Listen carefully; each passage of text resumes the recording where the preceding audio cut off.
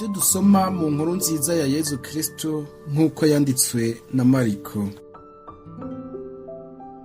Yezu yongera kubabwira mu nyigisho ati: muririnde abanditsi bakunda kugayagaya mu makanzu maremare, kuramukirizwa ku nama, kwicara mu vyicaro vy'imbere mu masinagoga no mu bibanza vy'imbere mu batumire, bakongera bakarya ingo z'abapfakazi kandi bakiyerekana mu kwivugisha ibisabisho birebire.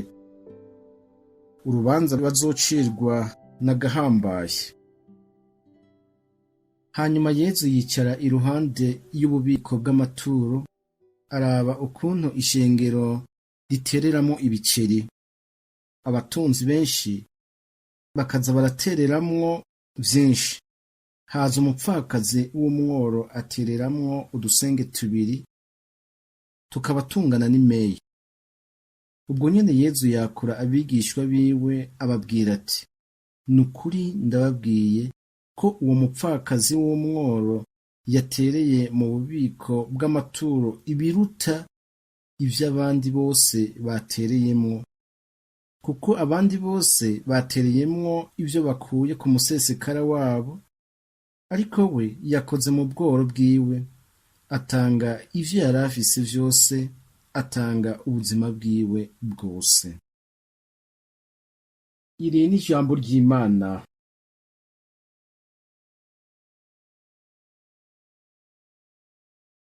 Bakristo bene wacu, mwaramutse neza.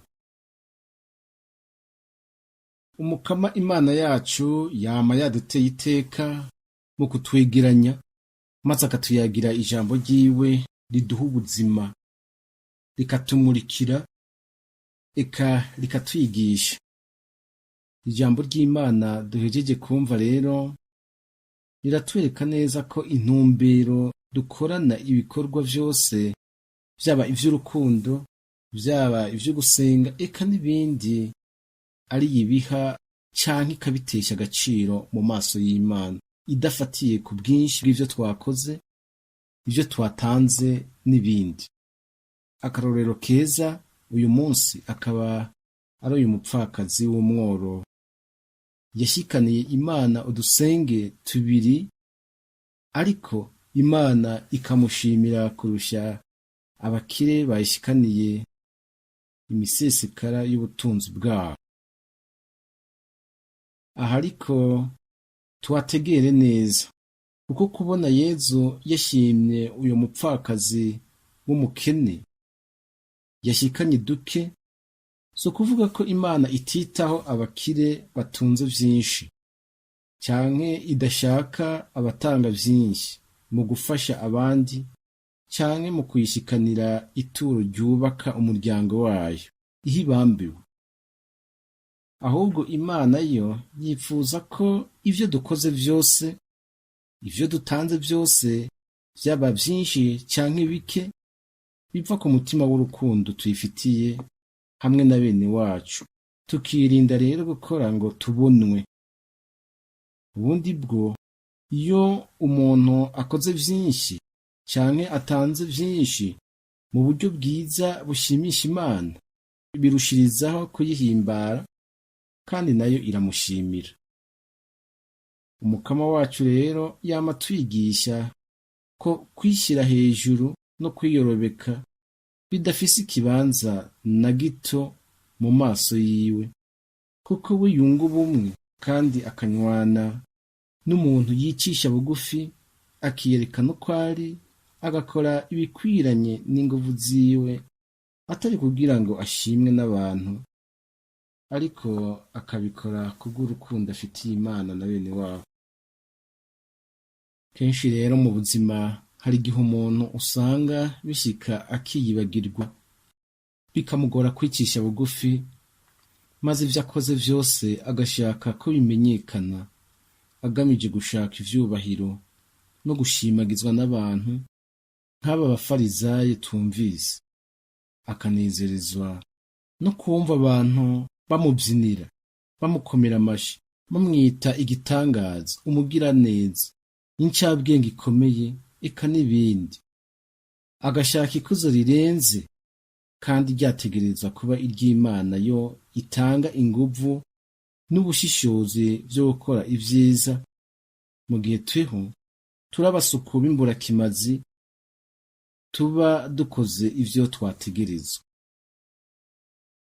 Nivyo hari igihe usanga umuntu akora koko ibintu vyiza cane urabishije amaso, aho ubwenge bw'umuntu bugera bikaba ivyo gushima, ariko ikibabaje ugasanga mu mutima wiwe ico agamije si ugufasha abakene nk'akarorero canke umuryango w'Imana, ariko yishakira ikuzo n'ivyubahiro gusa canke izindi nyungu we nyene afise ku mutima zitandukanye kure no kwitangira bene wabo bari mu bukene canke kwitangira uwo muryango w'Imana. Ariko akiyobagiza ko naho abantu bo batabona intumbero y'umutima wiwe ngo babone akari ku mutima wiwe, Imana yo ibona n'akari mu nda y'ingoma iba yabonye kera amayeri yose ariko aragira, maze ivyo bikorwa bigaheza ntibimufashe gukura ku mutima. Iki rero n'igihe natwe umwe wese yo kwinjira mu buzima bwiwe maze akaraba imvo nyamukuru ituma akora ivyo ari gukora uyu munsi, hamwe n'uburyo arangura ivyo vyose ajejwe, vyaba ibijanye n'akazi kiwe ka misi yose, vyaba ibijanye n'ubutumwa ekleziya yamushinze, kwaba gufasha abakene, kwaba no gusenga kwiwe nyene, akaraba nimba abitumwa koko n'umutima w'urukundo afitiye Imana. Ahandi ho umuntu ashobora kwibaza ko ari gukora neza kandi ata kintu kizima na kimwe kirimwo, kuko aho kurondera icubahiro c'Imana mu vyo akora ari we yirondera mu gushaka ko abandi bamubona ngo bamuhe ivyubahiro, hakabura ukwicisha bugufi mu mutima, nk'aba bafarizayo bishakira kwicara mu bibanza vy'imbere gusa ngo babunwe, maze ivyo navyo bigatuma ibikorwa yakora naho vyoba vyagaragara neza mu maso y'abantu bitakaza akanovera mu maso y'Imana, nka ya misesekara abakire batura bibaza ngo barashimwa.